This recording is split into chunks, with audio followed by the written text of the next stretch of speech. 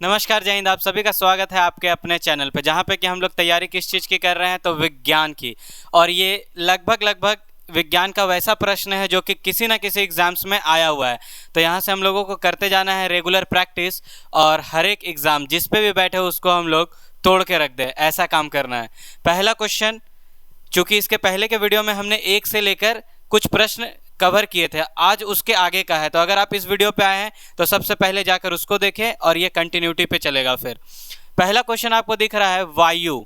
वायु आप सभी को पता है वायु कितना जरूरी है रहने के लिए। हम लोगों का जीवन बिना वायु के संभव नहीं है। जैसे उसके बिना अपना जीवन अधूरा, वैसे ही वायु के बिना अपना जीवन अधूरा। वायु में ध्वनि तरंग होती हैं, तो वायु में कैसी तरंग होती हैं? तो आपको याद रखना है वायु जो है उसमें लॉन्गिट्यूजनल वेव होता है, तरंग होता है, जिसको कि हम लोग बोलते हैं अनुदैर्घ्य। तो वायु की अगर बात कर दी जाए तो आपको याद रखना है अनुदैर्घ्य तरंग होती है। इसी तरह बहुत ही फेमस क्वेश्चन है जो कि है आपका प्रकाश से जुड़ा हुआ। प्रकाश यानी कि वो वाला प्रकाश नहीं जो आप सोच रहे होंगे, ये प्रकाश का मतलब है लाइट। और लाइट में पूछा जाता है कि कौन सी तरंग दैर्घ्य पाई जाती है, तो उसमें होता है विद्युत चुंबकीय, इलेक्ट्रोमैग्नेटिक वेव। इलेक्ट्रोमैग्नेटिक वेव, ये आपको याद रखना है। साथ ही साथ अगर हम लोगों से बात किया जाए वायु और आपका प्रकाश का, तो कहते हैं ना कि उसके बिना साथ अधूरा है। किसके बिना? तो एक माध्यम के बिना। कब? जब हम लोग वायु के साथ चलेंगे। तो वायु में जो है आपको माध्यम जरूरी है, मीडियम जरूरी है एक जगह से दूसरे जगह पहुंचने के लिए। लेकिन जैसे ही हम लोग बात करेंगे प्रकाश की, तो प्रकाश में ये सेल्फ इंडिपेंडेंट हम लोग बोल सकते हैं कि ये मोह माया प्यार मोहब्बत को त्याग के आगे बढ़ा है। तो इसमें हम लोगों को किसी की आवश्यकता नहीं पड़ती। इट नीड्स नो मीडियम, इसको कोई भी माध्यम की आवश्यकता नहीं पड़ती है। बढ़ते हैं नेक्स्ट प्रश्न की ओर। अगला प्रश्न है 1 पिकोग्राम। 1 पिकोग्राम बराबर होता है। तो पिकोग्राम में आपको ये डायरेक्ट क्वेश्चन है, वन लाइनर याद रखना है, कन्वर्सन से रिलेटेड। अगर ग्राम में बात करेगा तो आगे हम लोग, जैसे यहाँ पे पिकोग्राम में बात किया तो आगे हम लोग ग्राम दे देंगे। अगर यहाँ पे बात करता सपोज मीटर में, तो आंसर हमारे यहाँ मीटर में आता, यहाँ पे बोल देता पीको मीटर में। तो ये सीधा सीधा कन्वर्शन है, ज़्यादा इसमें कंफ्यूज नहीं होना है, बस पीको को देखना है। और पीको का मतलब क्या होगा? तो 10 टू द पावर 12। आपको सीधा याद रखना है 1 पिकोग्राम जो है वो 10 टू द पावर -12 ग्राम के बराबर होता है। आपको इसी तरह कमेंट करके बताना है कि 15 को हम लोग क्या बोलते हैं। 9 को मैं बता देता हूँ नैनो, इसको बोला जाता है नैनो। और ये 6 वाले हमने जो पिछले प्रश्न में अपने कवर किया था, पिछले प्रश्न में आया था एक, याद होगा माइक्रो करके, तो 6 वाले को बोलते हैं माइक्रो। कमेंट करके आप -15 को जरूर बताएं। अगला प्रश्न हमारा जो है वो है, आप एक लिफ्ट में खड़े हैं। अब अगर आप लिफ्ट में जाइएगा, अकेले जाइएगा तो उतना मज़ा नहीं आएगा, लेकिन आप अगर किसी के साथ में लिफ्ट में हैं तो फिर कहानी और कुछ हो सकती है। तो जैसे ही आप लिफ्ट में खड़े हैं, लिफ्ट के फर्श पर आपके भार द्वारा लग रहा बल, जो बल होगा वहाँ पे, बल यानी कि बात कर रहा है आपका फोर्स का, और किसके ऊपर? तो लिफ्ट के फर्श के ऊपर आपके बल द्वारा लग रहा भार। जरा ऑप्शंस को देखते हैं, उसके बाद बात करते हैं। लिफ्ट के 9.8 मीटर पर सेकेंड स्क्वायर के त्वरण से ऊपर जाते समय 0 होगा। तो आपको पता होगा जब हम लोग लिफ्ट में खड़े होते हैं और लिफ्ट ज्यों ऊपर की ओर बढ़ता है तो हमारा दिल का धड़कन लगता है कि अब ये बाहर आ जाएगा। और जब दिल का धड़कन जो है हमारा तेजी से एकदम अपने आप को लगता है कि कितना भारी महसूस कर रहे हैं। तो यहाँ पे ये तो नहीं हो सकता 0 वाला केस, क्योंकि हम लोग तो भारी महसूस करने लगते हैं। लिफ्ट के 9.8 मीटर पर सेकेंड स्क्वायर, एक्चुअली ये याद रखना है आपको, ये दिया है आपका एक्सेलरेशन ड्यू टू ग्रेविटी। ये क्या दिया है? तो एक्सेलरेशन ड्यू टू ग्रेविटी, गुरुत्वाकर्षण के कारण जो त्वरित या त्वरण उत्पन्न होता है उसके बारे में बताया है, जिसको कि हम लोग जी से, छोटे वाले जी से छोटा वाला इंपॉर्टेंट है अपने लिए, तो छोटे वाले जी से हम लोग डिनोट करते हैं, जो कि होता है 9.8 मीटर पर सेकेंड स्क्वायर। ये डायरेक्ट पूछा जा सकता है, आपको याद रखना है। तो कहा यहाँ पे लिफ्ट के 9.8 मीटर पर सेकेंड स्क्वायर के त्वरण से नीचे आते समय शून्य होगा। तो आपने एक चीज महसूस किया होगा, जब लिफ्ट ऊपर की ओर आता है तो हमको लगता है कि मेरा वजन जो है वो बढ़ा हुआ है, लेकिन जब किसी के साथ लिफ्ट से हम लोग नीचे आते हैं तो अपने आप को एकदम खाली महसूस करते हैं, लगता है कि अपने अंदर तो कुछ बचा ही नहीं है, सब फीलिंग्स के तौर पे बाहर चला आता है। तो जब हम लोग नीचे की ओर आएंगे तो नीचे की ओर आते आते क्या होगा, तो हमारा वजन जो है वो शून्य की तरफ जाता है। मैं शून्य पे सवार हूँ, तो बस वो शून्य की ओर निकल लेते हैं हम लोग। और यहाँ पे ये एक्चुअल में होता है कि त्वरण नीचे आते समय आपका शून्य के आसपास लगने लगता है। तो इस प्रश्न का सही उत्तर बी यानी कि अपना बाहुबली हो जाने वाला है। अब इसके आगे का ऑप्शन हम लोगों को देखने का कोई दरकार नहीं, क्योंकि इसका ऑप्शन जो है सही वो बी है। अब आगे बढ़ते हैं हम लोग अगले प्रश्न की ओर। अगला प्रश्न हमारा है विद्युत शक्ति। शक्ति, नारी शक्ति और उसी तरह विद्युत शक्ति। आपको पता होगा अभी बात, चूंकि मैंने ये नारी शक्ति का बात यहाँ पे इसलिए उठाया क्योंकि अभी आने वाला है दुर्गा पूजा, और आप सभी को पता है कि इंडिया का बिगेस्ट फेस्टिवल। खैर उधर से हटकर हम लोग इधर बात करते हैं विद्युत शक्ति। विद्युत शक्ति की जैसे ही बात करते हैं, मतलब ये बात कर रहा है इलेक्ट्रिक पावर के ऊपर, और पावर जिसके पास सब कुछ उसी के पास। तो जब हम लोग पावर की बात करते हैं तो उसकी इकाई की भी बहुत बड़ी महत्व है।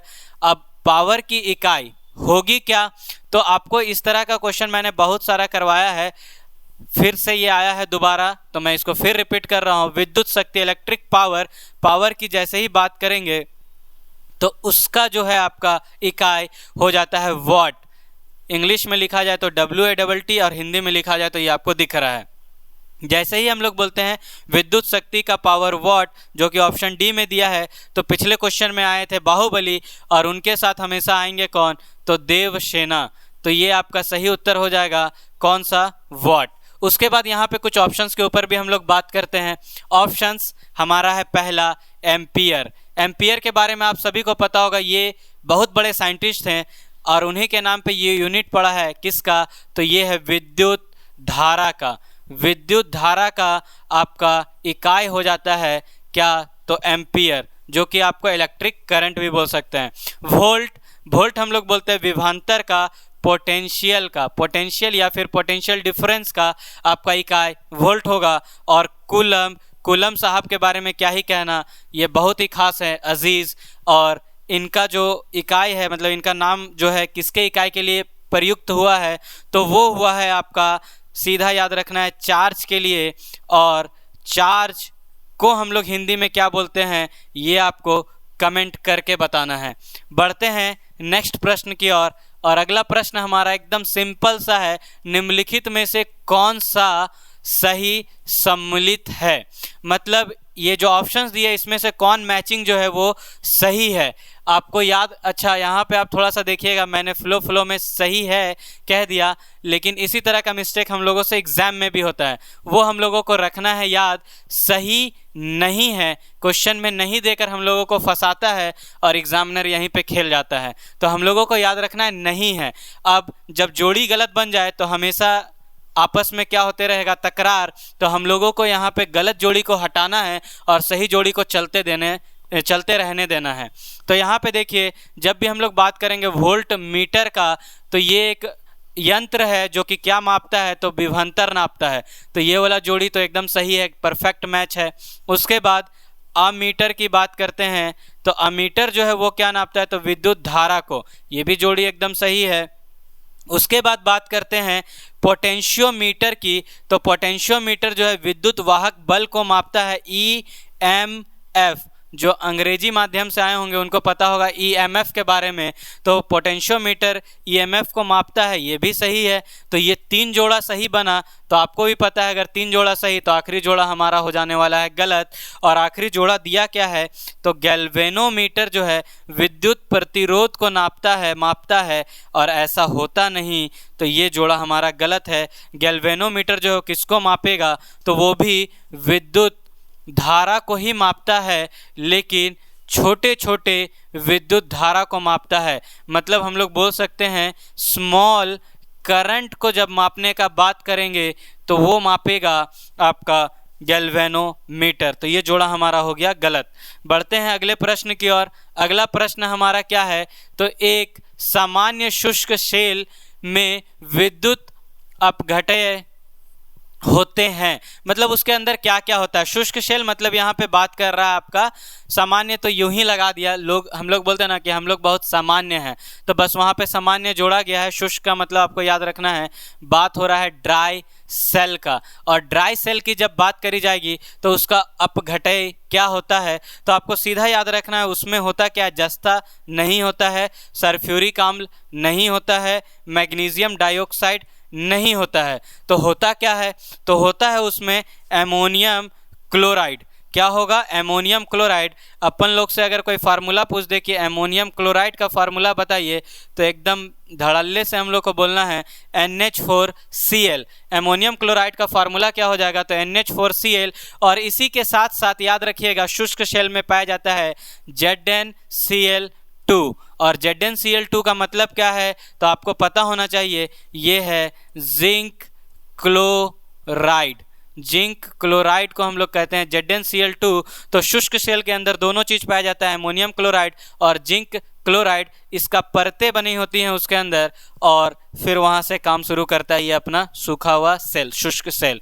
अगला जो हमारा प्रश्न है वो है टरबाइन एवं डायनेमो। आपको पता होगा बहुत ज़्यादा फेमस हुआ था एक बार डायनेमो पबजी के अंदर, लेकिन हम लोग डायनेमो किसको जानते हैं, तो हम लोग जाते हैं बहुत बड़ा बड़ा डैम, और डैम में जब पानी गिरता है तो वहाँ पे इस तरह से चक्का रोटेटर होता है, वो घूमता है, और उसी को हम लोग नाम दे देते हैं डायनेमो या फिर टरबाइन। से बिजली प्राप्त करने में किस ऊर्जा को विद्युत ऊर्जा में परिवर्तित करते हैं, तो हम लोग किस ऊर्जा का वहाँ पे उपयोग कर रहे हैं, हम लोग पानी से जो ऊर्जा मिल रहा है उस टरबाइन के घूमने से उसका उपयोग करते हैं। और जहाँ पे भी हम लोग बात करेंगे वो घूमने वाली बात, तो घूमने वाली बात में आ जाएगा आपका रासायनिक तो हो नहीं सकता, यहाँ पे कोई केमिकल का तो कंडीशन आता नहीं है।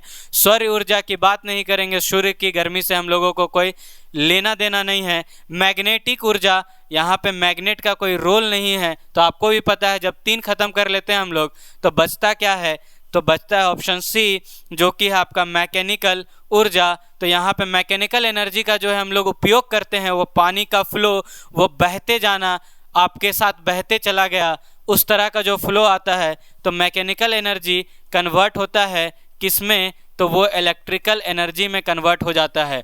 और ये वाला छोटा वाला रोल यहाँ पे निभाता है कौन, तो पानी। आज के वीडियो में हम लोग इतने ही प्रश्न को रखेंगे, मिलेंगे नेक्स्ट वीडियो में, तब तक के लिए जय हिंद।